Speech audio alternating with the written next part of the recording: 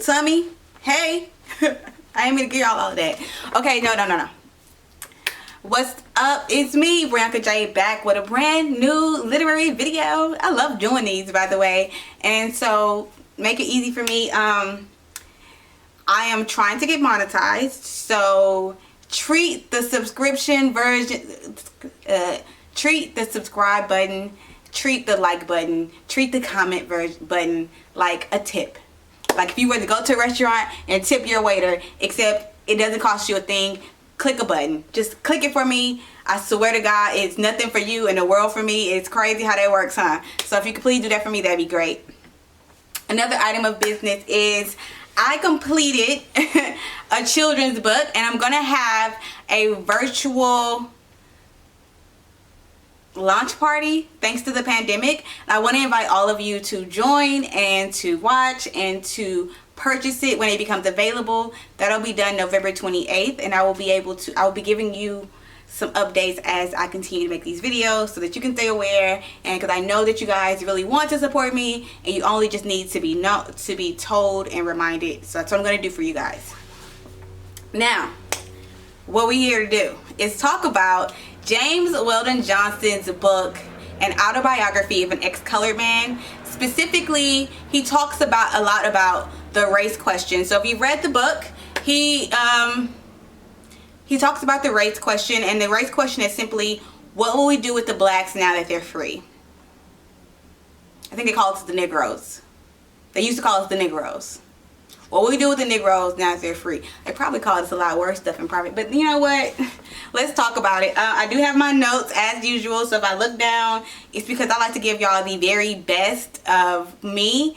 And so I usually open up one of my papers and I review it, and then I bring it to you guys live. So if you ever want to see where I'm getting this information from, what I'm citing, or you want access to my papers, just leave a comment and let me know so I can start making them available to you guys, because I really don't mind. It's just simply, is that something you want? So let me know. But anyway, so James Weldon Johnson, he was an African-American man best known for his contributions to music as well as politics. But in 1912, Johnson made his way over to authorship, which we're thankful for. He wrote An Autobiography of an Ex-Colored Man, and he actually wrote the book and placed it out anonymously, and he wrote it as an autobiography. So it's like a fiction but not a fiction, right?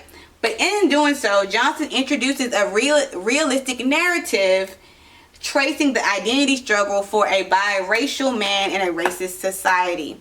Now, it's about a biracial man, about missegregation, because you would literally have to be very fair-skinned to even pass as a white man. So this is a book about a person passing, and so it talks about, it is mostly focused on those that were had to, you know, biracial. They're either half white, half black, or they're so fair skinned that they were able to pass. Naturally, I would never got away with that, but some people are fair enough. Like my great grandmother is fair enough, and funny enough, my great grandmother had a brother who actually passed for white in his lifetime. And how interesting. And they were all very fair skinned. She chose not to, but he did, and I remember her having a lot of resentment towards him because of that choice. And after reading this book, a lot made sense to me. But anyway, let's go into it.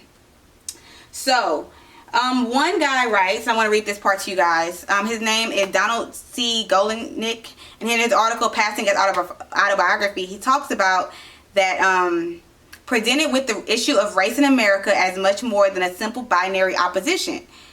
Introducing into the discussion complicating factors such as class, geography, ethnicity, education, and gradations of color, Weldon Johnson demonstrates that the subject positions of black Americans are not fixed by race alone, but are multiple and shifting, right? So the black culture is not simply a debate of race, right? There's, just like any other culture, there's class issues, there's region, there's all these multiple shifting variables that reflect your life, and it's not simply race, right? We know this. That's why people move up north, people move down south, people move out the country. We know this. Okay. So, Ultimately, the narrator acts as an anti-hero and chooses to live the rest of his life as a Caucasian man. However, before the narrator struggles to find his identity and belonging within both Caucasian and African American sectors. So at first he kind of dabbles. He's trying to, you try to find your balance in life. So, taking advantage of his anonymity and autobiographical genre, he's able to introduce these issues through a non-biased perspective that swoops in and out of what Du Bois would call the color veil. And I remember the color veil is the idea that as an African American, you live in these two paradigms, right? You have to be able to code switch at any given moment. So when I go to work, I need to be more white than black. But when I go home, it needs to be more black than white. And it's really not even about like shape. It's about the way people interact, what words, like what word choice you use. Versus here, like at home, I can be a lot more free with my words. I can use AAVE. I can use slang. I can say girl pay it. I can say period. I can't do that everywhere, right? So it's about that idea of code switching. Let's see. So he takes advantage of this, slips in all the two cultures. And though times have changed and African Americans struggle with it, the country was overwhelmed with its concern as to whether African Americans had sufficient intellect to even master the rudiments of learning. And today we fight over social recognition and social equity, right? So then they were like, black people can't even think or read. Now it's like, well, do their lives matter? Which is fucking nutty. Fucking nutty. Fucking nutty. Okay? I said that. Anyway, so Weldon, using his experience as knowledge, pretty much writes this book with the purpose of explaining how the world is seeing African Americans and how African Americans act.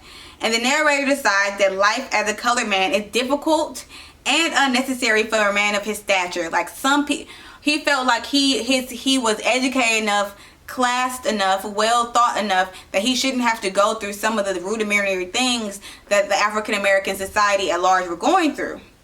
And so despite the great progress made by the race, combined with the great history that they claim, he became discouraged by the treatment of African Americans and the difficulty for them to gain recognition, the lack of respect, and a lack of comfort in life as a colored man.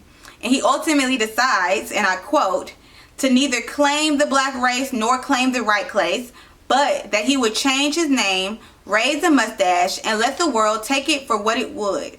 That it was necessary for him to go out with a label of inferiority passed across his forehead.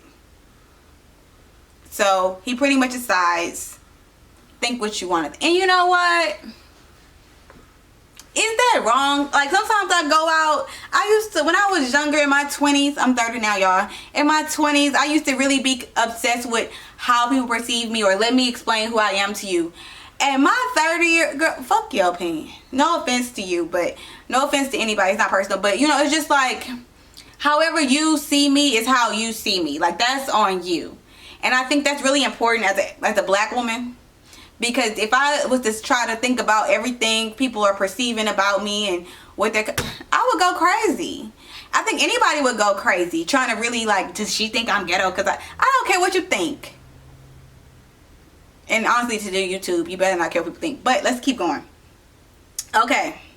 So, he says the decision is one that he comes to hesitantly and affords him great luxury. Yet, towards the end of the work, the narrator reveals that he has chosen the wrong path. And he says, I cannot repress the thought that after all I have chosen the lesser part, that I sold my birthright for a mess of pottage. Positioned as the narrator's final sentiments, it shows that the narrator's identity is still unformed and a mass of contradictions. He cannot truly pass as white and lives with the awareness that he is biracial. He cannot find any meaningful closure. He represents the tragedy of trying to live in two worlds at once and choosing self-interest over self-awareness. And so, yeah, reading this book was really great. So, and what I really learned was, it's about assuming the mask, right? And I talk about assuming the mask so much. You know, the world is your stage. And he's basically saying, I would have rather lived my life true to who I was than to live my life not being able to claim my birthright. And kind of coming to that. Have you ever listened to that J. Cole song? He said, came a long way, and I looked back, seems I went the wrong way, right? And that's kind of what James Weldon Johnson is saying. Like, I came a long way from where I started as a poor black man that can't really be around my own father, to becoming this producer and this well-known white man who has white children, and not being able to tell them about their heritage and not being able to share in the greatness of the black community. He felt like he sold his birthright for a mess of pottage, because I don't know, he couldn't find satisfaction in the white culture. He couldn't find satisfaction. I think, and I don't know if he couldn't find satisfaction. I'll say that sometimes when we sacrifice, we aren't always aware of the price, right? And I always say this thing about when we talk about selling your soul, and you think that you sell your soul, the devil's gonna come to you and say, sell me your soul and I'll give you everything you want. And you, oh, here you go, devil. But that's really not how it works, right? It's very, you sell it a little bit at a time. You sell it a little bit at a time through your choices, right? Every little choice is a sacrifice, and then all of a sudden you look up and you're empty. Anyway, that was James Weldon Johnson in Autobiography of an Ex-Colored Man. That was my analysis. Again, I'm Brianca Jay. Please tip your host. Use the you hit that subscription button, hit that like button, leave me a comment, let me know what you think about what I have to say, and I hope that you join me again, because I love making these videos.